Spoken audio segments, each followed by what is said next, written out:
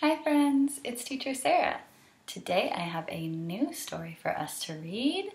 This story is called Bear Has a Story to Tell, written by Philip C. Stead and illustrated by Aaron E. Stead. This story was donated by Hugh's family. Thank you, Hugh. Bear Has a Story to Tell. It was almost winter and Bear was getting sleepy. He's rubbing his eyes. He's so tired. But first, Bear has a story to tell. Mouse, would you like to hear a story? Asked Bear with a yawn. I'm sorry, Bear, said Mouse, but it is almost winter and I have many seeds to gather. There's Mouse down there at the bottom. Bear helped Mouse find seeds on the forest floor. When they had finished, Mouse said, "See you soon," and tunneled underground to wait for spring. Bear took slow, sleepy steps through the forest. Fallen leaves crunched under his feet. Crunch, crunch, crunch.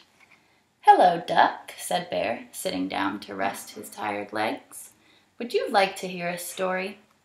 "I am sorry, Bear," said Duck, "but it is almost winter and I am getting ready to fly south."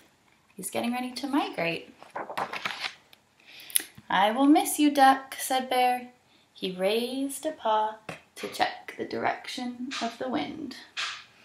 "I will miss you too," said Duck, and off he flew. There goes Duck, as Bear waves goodbye. The sun was heavy and hung low in the sky. Bear's eyelids were getting heavy too. He counted colors to stay awake. 3 pink clouds, 2 red leaves, 1 green. "Frog, hello," said Bear. "Would you like to hear a story?"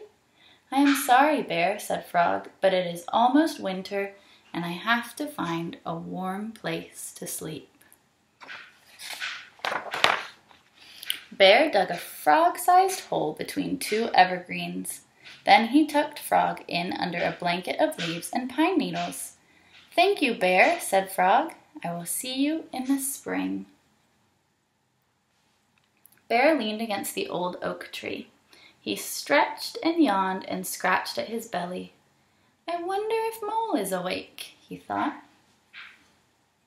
Let's see, is Mole awake? "Mole, are you there? Mole?" Mole was already asleep. "Good night, Mole," said Bear with a sigh.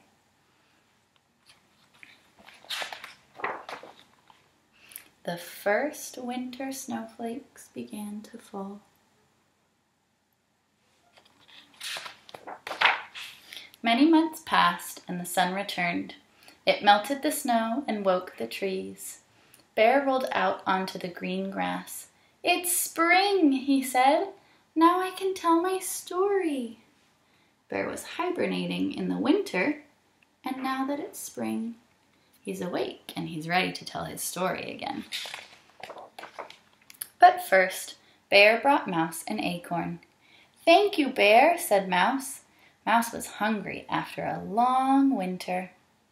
"Welcome home, Duck," called Bear. "You must be tired from your journey." Bear showed Duck a shady mud puddle he'd found. Bear placed Frog in the sunshine till he was warm and awake. Frog opened one eye, then the other. "Good morning," said Bear. Bear, Mouse, Duck, and Frog waited all day for Mole to wake up. Finally, Mole poked his nose out into the moonlight. "Mole," said Bear, "would you like to hear a story?" What do you think? Does everybody want to hear a story? Let's see. Bear gathered his friends. He sat up straight and cleared his throat. He puffed out his chest, and with all of his friends listening,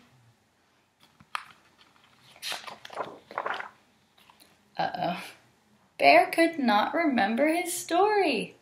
"It was such a good story," he said, hanging his head. but winter is a very long time for a bear to remember. The friends sat together for a quiet minute. Then Mouse said, "Maybe your story is about a bear." And Duck said, "Maybe your story is about the busy time just before winter." "I think there should be other characters too," suggested Frog. "Like a mole," said Mole, "and a mouse, and a duck, and a frog." Bear sat up straight again. He cleared his throat, puffed out his chest, and began his story with, "It was almost winter, and Bear was getting sleepy." The end. Bye, everybody. Thank you for listening.